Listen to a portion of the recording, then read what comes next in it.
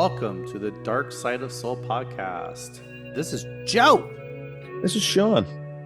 And today we have an explosive topic. This was the loser topic from our Dope Gabies. Wait, now, how do you like from our Patreon subscribers? Yes. Oh, how your head is nice. It's looking better. If you keep putting your head at an angle, no one will notice anything's wrong with your hat. Yeah, I got to fix the brim a little bit. Yeah, because I haven't worn it in a couple of months because it's too hot now to wear this one. Our audio subscribers will be wondering, what are we talking about? We also are now we're not posthumously. We do a delayed version of this because all of our Patreon subscribers get to have the unedited videos. They get to hear our banter between shows where we complain about people. But now we're starting to post on YouTube and Facebook our shows and our shorts, and and then you can join in with all the right wingers who are really smart but never read books in the comments. They're too smart to read books. Don't read books. Didn't that fucking loser? What's his name? God. Oh gosh, here we go. Meathead. What's that? Oh, here we go. Okay. No, I'm just kidding. No. I'm getting ready. Now we're going to add more comments. I don't give a shit. Anyone agrees with guys? You don't read them. You don't have to deal with them. I do. Anyone who agrees with a guy whose name I can't remember now is a fucking mental midget. Anyway, Joe Rogan. Who is he still living? Yeah. Big, tall, fucking goofball. Shaves his head. Those cartoonish masculine types. Yeah, they're like childish masculine. It's like It's like the masculinity. I mean, their idea of masculinity is the construction workers who catcall women, and the frat boys who date rape women and put the notch on their bedpost. I mean, that's that type of masculinity. Yeah. Well, they're not men at all. No, I mean, it's a very childish, like 12-year-old's idea of masculinity. Like, I can't even remember the guy's name now. But anyway, anyway, I don't even remember what we're talking about. I've already lost a sight of the point. But anyway, yeah, who cares? But yeah, what are we talking about? What happened in your area recently? Cargo boom is what happened. Yeah. Okay. So I'll just jump into it, and so there's broader things we could say about this a little bit towards the end, but I'll share the story first. So this was from the point now that recording. This was a couple of weeks ago. It was a Sunday night, and we were all my family. We were settled down. It wasn't that late. About 8:00, maybe 8 or 8:30, and kind of settled down. I was sitting on the couch in the living room. I was watching. I was rewatching Vikings. That's what I was watching. Your opening is like the variation of "Twas the Night Before Christmas." It was the night before Christmas. Settling on my couch. What? The creature was stirring, and so I was rewatching Vikings, and our daughter was in her room. She was reading a book. Well, that's what we're talking about. People who don't read books, too smart to read books. Yeah, fucking losers. My daughter, who's smarter than all those people, was in reading her book, and the missus was in lying back. She had fallen asleep. She was in her bedroom, and she had fallen asleep. And so I had my earphones in because I was watching on my iPad, and I heard this loud. Through the earphones, it sounded like just a boom, and when out on the street there arose such a clatter. I didn't give a shit. I didn't go see what's the matter because I was watching Vikings. I was watching Ragnar, and so I just ignored it, and then I heard another boom, a little bit quieter, and then I heard people actually scream, and I thought that's weird, and then my wife came out of the room and she said, "Did you hear that?" And I took off my earphones, and it was listening. And then we heard another one, and we heard people screaming again. And we Viking thought, oh, attack. geez, we better go have a look. And then by this time, daughter was out of her room too. Her window was open, and she heard the bang. And the bedrooms are on that side of the house. They're on that Hmm. side. Hmm. So my daughter was in her bedroom, wife was in ours, and the explosion, the sounds were coming from that side of the house. And so I went out to look because people were starting to scream, and we hear more like smaller banging sounds. Hmm. And I thought someone was like, just people were fighting or something like that. And so I went out and just to have a look. And when I went out the the main door of our building and I turned towards the street, I could see the buildings across the way illuminated. And Ooh. there was obviously there was a fire glow dancing off the side of the Oh buildings. my. And so I thought, oh, that's not good. And then I ran down around the corner a bit to get a better look. And there was a van that I know it's often parked down at that area, completely engulfed in flames. Oh It's my. completely on fire. It had blown up. Oh. And the explosions we heard were the car explode, the van exploding. And then I heard all these smaller pops. All the windows were exploding. They were blowing out of the the window. The windows were blowing out of the van. Hmm. And so people were standing on the top of the street looking down at it blowing up. They were screaming. It was right in front of a shop, a GS25, a Pyeongjam or convenience store. Uh-huh. Uh-huh. And very, very close. It's a narrow road. And so the guy that was the part timer was out of the shop, and he had a fire extinguisher Uh-huh. on the van. And I'm thinking, dude, that's not going to do very much for you because this fire is huge. It's hard to explain how big the fire was. Think of any type of van that people would use for like um if you had like a small soccer team Uh-huh. or something like that. It's a van that the guy uses for his work. So Oh he no. delivers farming equipment and farming tools and things like that. Uh-huh. So a big hefty van. The entire thing was engulfed in flames. Oh my. It was the only thing you could see through the flames was the black edge of the van, and the rest of it was completely engulfed in flames. Hmm. So I ran back to the house, and because the fire was so big and quite close to the other buildings, I was worried that the other buildings would catch on fire. Right. Right. So I ran back to the house and I told my family to just get ready. I said, we don't know, this fire might spread. The van's on fire, it's blown up, and we may have to just leave. We may have to escape. And so I said, get some stuff ready. So just get your clothes ready and everything. Um, just get a bit of water for ourselves if we need to drink or something. Make sure, Um, put the in cat case on a leash. put a cat. Well, my daughter, we have a cat. We have Yomi the white, and we have a carrier for him, like a backpack carrier that you Mm-hmm. carry in the front or the back or on your back or on the front of your body. And you put the cat in, right? So we had that. So my daughter got that ready. She has geckos. She got her geckos in their carrier um enclosures. She got all them ready, and I didn't know this until later. Um, and then I ran back down to see if anyone needed help. And the fire was just way too big. And there were so many people around. So I thought, okay, well, uh, I told my wife when I came back the first time to call 911 or 119 in Korea, the emergency number. And so I ran back down. It was out of control. And so the first thing I thought, okay, well, the people are down there with the fire extinguishers on the van. So they were keeping their distance. There's just two or three guys, and then I thought, okay, well they're doing the best they can. The emergency services have been called. They'll probably be here pretty soon, so I'm going to go back to my family. So I ran back again, and my missus had called 119, and as soon as she called, she said where we live and that there's that's the first thing she said to the dispatcher. I guess it is the dispatcher answered and said, hello, what is your emergency? Where are you? And what is your emergency? And she said where we live, our neighborhood, and everything.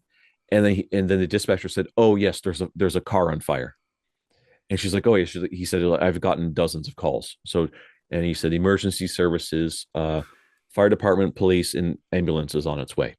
So the dispatcher was like, "Old news. Tell me what I don't know." Old news. Yeah. Press press. What is your emergency? Press 1 for regicide.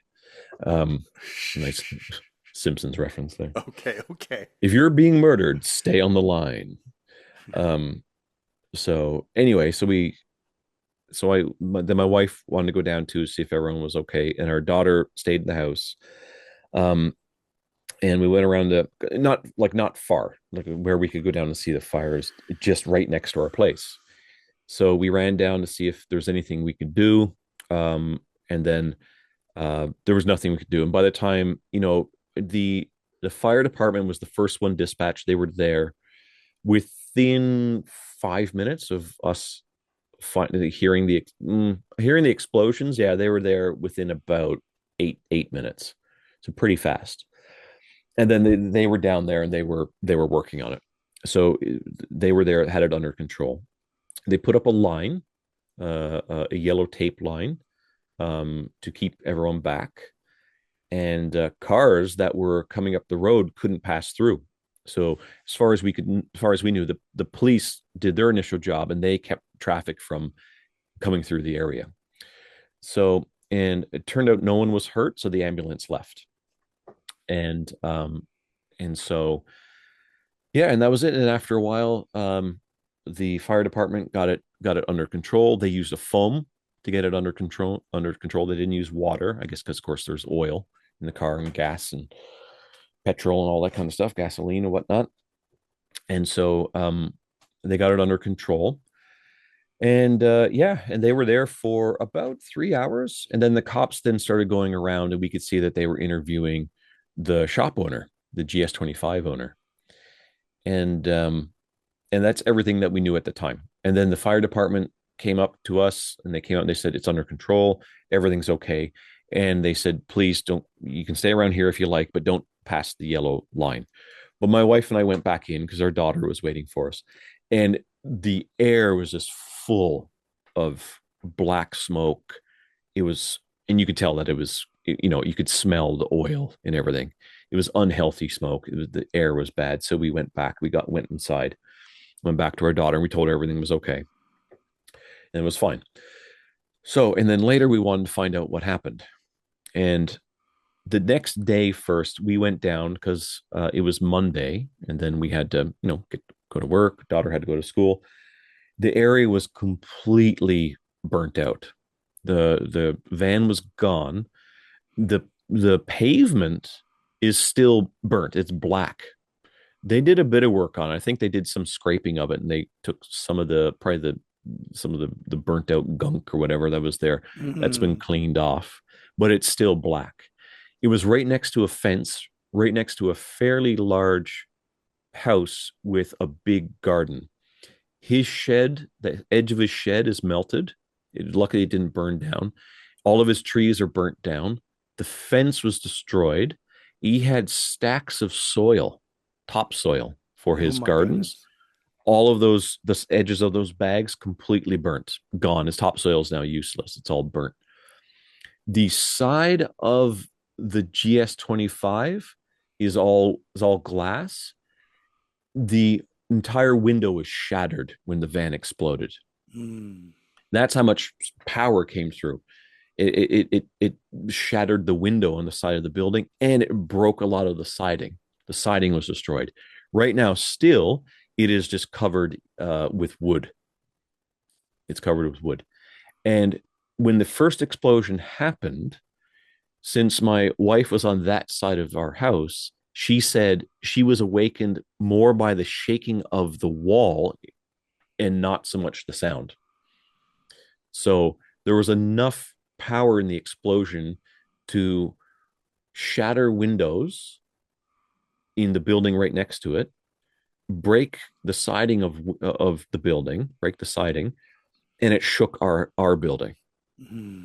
So, and that's the bed shook, and that's what woke up my wife. So pretty pretty devastating. Like it was serious. It was pretty scary for a while there. And then we found out what had happened. So there was a small car that was coming up the road. They don't live up where we are. They live farther up the name into the town, into the village. They made the turn and they got to right next to that GS25, and their engine started to smoke. Now, I didn't see this car when I was at the top of the hill seeing the van on fire because it was a little bit around the corner. I thought it was just the van, but this car had come up and it started to smoke. The driver is a woman that lives in a different, like I said, different part of the village. She got scared. She jumped out of her car and she went into the GS25 because she was scared, and she went into maybe like call the police or call emergency services or something. And when she was inside, her car, her engine exploded, caught the van on fire. The van completely burnt out. The van exploded, and it caught another car on fire. So three cars were on fire, but the van was the worst one. That had the worst, even more so than the car that the engine exploded. The van was completely burnt out, and so of course this had to turn into an insurance issue. And in the end, no, like I said, nobody was hurt. Everyone's okay. So it's an insurance issue. Here's what we found out because we spoke to the owner of the GS25, who we know quite well. She gets me all of my whiskeys and my scotch and things like that. Um, she's my dealer. And so, and we spoke to the owner of the van. We happened to bump into him down at the shop a few days ago. So the woman whose car initially caught on fire, she had insurance or has insurance, but apparently it's a level of insurance that's pretty low. So her insurance company cannot, it refuses to pay for the the van, refuses to pay for the other car that also caught on fire, and refuses to pay for the entirety of repairs to the building. So all those other people, they have insurance, but the problem with the van is that he was kind of parked illegally. He Oh, shouldn't have been parked there. So his insurance was like, shouldn't have been there. technicality. Technicality. So they're not going to pay for everything either. So he has to pay something like 20 million won himself. So when we bumped into it, so let's say in American, what would that be in US dollars? About 15 grand 15 these grand, days, yeah. Yeah. something like that. So when we bumped into him down at the shop, uh, he was red faced from drinking a lot, and he came back to get another bottle of makgeolli. He was so stressed by it because he needed the van for work. So he did a little dance. It was funny, and we are like, how's everything? He's like, oh, my van burnt down. He made up like a little song on the spot, a little song and dance. He's a Well, funny guy. He was that fucking that's shit faced. He was that's the way loaded. you cope, man. That's where That's you cope. Yeah. And so we're chatting a little bit, and he explained all that. And so yeah, so he had to rent another van to do his work. And as the insurance, both his insurance company and the insurance company of the woman whose car initially caused the problem, they're not paying for the van that he needs for his work. So he said he has to pay for a van. He has to spend so much money now to keep working, but all of his profit goes into the renting of the van. Now, he says the issue with the explosion, like the money he has to pay to get kind of his car back, to get a new, to buy something new, he said he can just pay that back over time. He said, but he needs to pay for the van in real time, the rental in real time. So, so he says he's working now just to pay for the rental that he needs to do his work. So it's pretty rough. The other car that got caught on fire because of the issue, also same thing. Their insurance is not paying for everything, and the building owner is not the GS25 owner. Mm-hmm. The building owner has to pay for part of it, but that window was put in by GS25. Mm-hmm. So they have to pay for it. Mm-hmm. And then she told me that the headquarters is not paying a dime. GS25 headquarters is not paying anything. They have no obligation to pay. No obligation to help. Mm-hmm. So, yeah. So, and now the person whose car caused the whole thing, of course, it wasn't her fault. She didn't mean to do it. It was entirely an accident, a really, really strange accident. She's not answering her mobile. People are calling her to, first of all, to kind of see if she's okay, see how she's doing. But also because the people have to chat about it. They have to kind of figure out, coordinate and things like that. Yeah. She's not answering her phone. Oh, so she's like me. Well, I mean, I don't I answer hope my you'd phone. answer your phone if your car caused Oh, yeah, severe damage. yeah. But I've just learned these days to just not pick up my phone. Usually, if someone's calling me without texting me first, it's usually not something I'm interested in listening to. Yeah, same. So, but anyway, so that's the issue that happened. And yeah, and I guess also I don't know what's going to happen with the guy who owns the house, whose fence got destroyed, his trees burnt down, lost those that pile of bags of topsoil, Mm-hmm. and damage to his shed. I'm certain he did nothing illegal. He was in his house probably on a Sunday night, Yeah. so he's probably not. He probably doesn't have to pay for. I don't know. He might. Maybe the insurance is the same. They're like, we're not replacing your shed or your fence or anything. So maybe he might have to be, because the insurance that the woman had on her car just was kind of a lower tier. Very strange. So the lesson we learned from this: don't get insurance. It's a Don't scam. don't get anything. It's a scam. Don't get anything at all. Well, then you'd probably, yeah, and you cause a different can of legal worms. This podcast brought to you by Geico. So there you go. Yeah, a car burnt down. Well, three cars, and they exploded. Two of them exploded. Mm. Just I can't explain. Think like how engulfed in flames the van was. It was incredible. I'm imagining it, but yeah, it's like you see things on movies and such, but Yeah, unless it you've was. It actually looked like a movie scene. been around a real explosion, I mean, even like staged explosions, like the stunt spectaculars at Disney World or something like that. Mm, You feel it in your chest, and yep. the heat just Yeah. boom, boom. Yeah, I can sort of imagine it, but not Yeah. to that extent. Yeah. That's what it was like. It was like you see a car on fire in a Hollywood film, and it's just completely engulfed in flames. And the like I said, the explosion just rocked our little town here. Yeah. It was amazing. Yeah. Yeah, you don't really But get the fortunately, no one effect got hurt. when you're watching it on your phone on the toilet. You don't really get the effect, you know. That's right. Yeah. You get a different type of rumble. But anyway, that's it. Yeah. And like I said, the main thing is that no one got hurt. And All so, right. Well, thank you and for that's it. listening to. Yeah, okay. Well, thank you for listening to another fun-size version of Dark Side of Soul podcast. Or just a reminder, we are on. You can get us on almost every podcast device you can. We're on Spotify, Amazon, Apple, iHeart. I think we're on iHeartRadio too. We're not on their network, but we're on their app.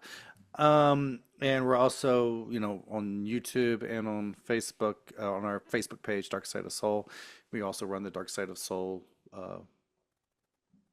Ghost Walk. You can find darksideofsoul.com and everything. You can find everything. Comics. You can order comics. Order Sean's book on supernatural tales from Korea. Anything else we need to plug? No, I think that's good. All right. Until next time, stay spooky. Good night. Boom.